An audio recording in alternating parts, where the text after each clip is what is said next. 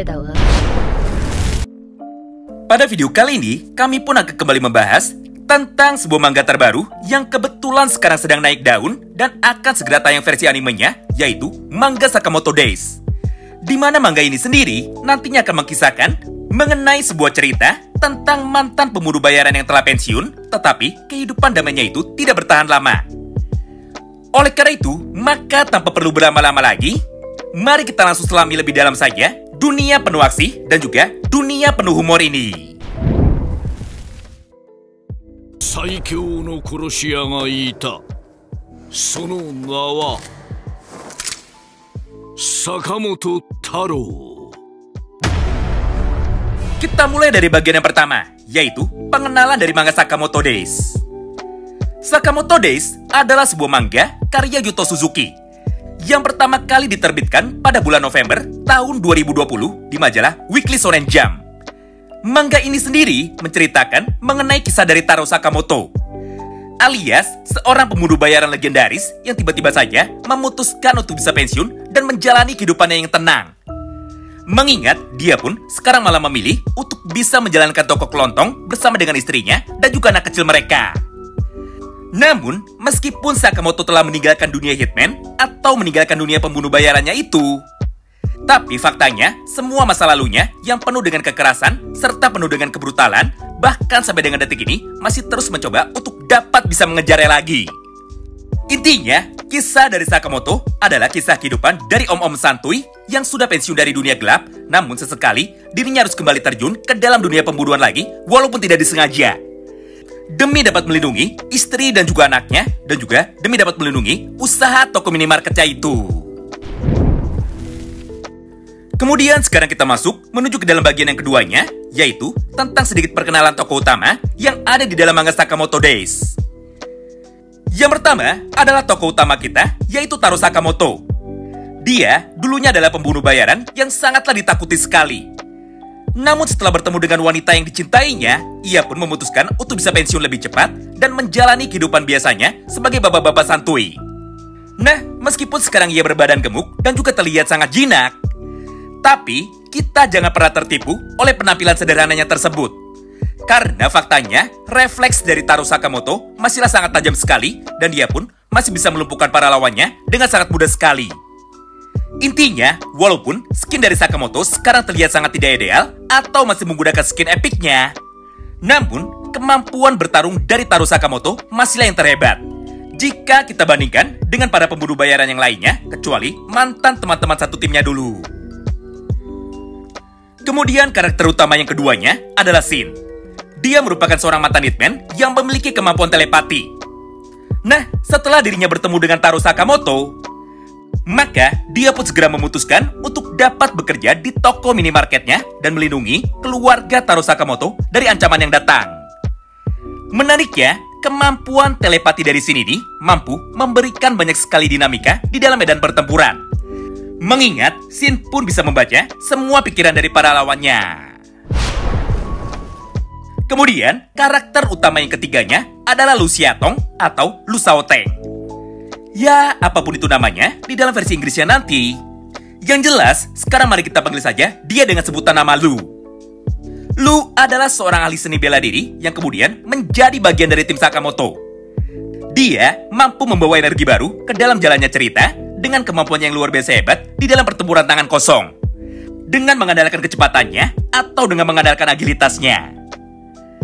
Nah, sebagai salah satu karakter yang bergabung paling belakangan menuju ke dalam tim dari Sakamoto, Lu bisa menghadirkan dinamika di dalam grup ini dan sering sekali membantu di dalam pertarungan yang membutuhkan kemampuan bertarung yang lebih kompleks, khususnya di dalam pertarungan jarak dekat mereka.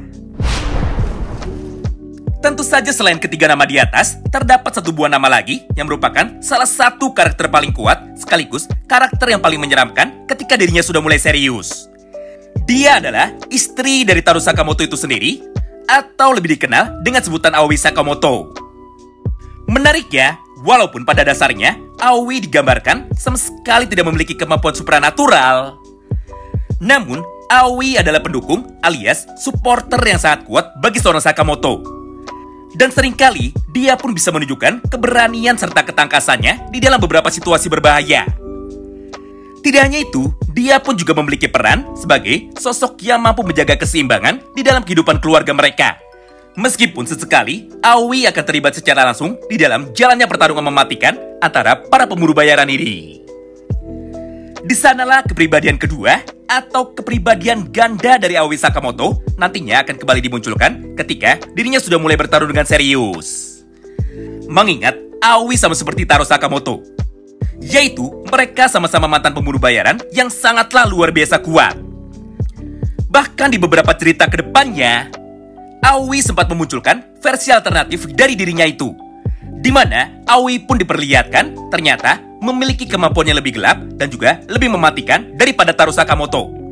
Mengingat keahlian dari seorang Aoi adalah untuk dapat bisa membunuh para lawannya secara diam-diam, dan juga membunuh para lawannya itu dengan menggunakan kekuatan manipulasinya. Nah, sampai di sini, mari sekarang kita masuk ke dalam pembahasan bagian yang ketiganya, yaitu tentang pendapat kami mengenai sebagus apa cerita dari Sakamoto Days ini. Dan kenapa kalian sangat disarankan untuk bisa mengikuti cerita dari keluarga Sakamoto.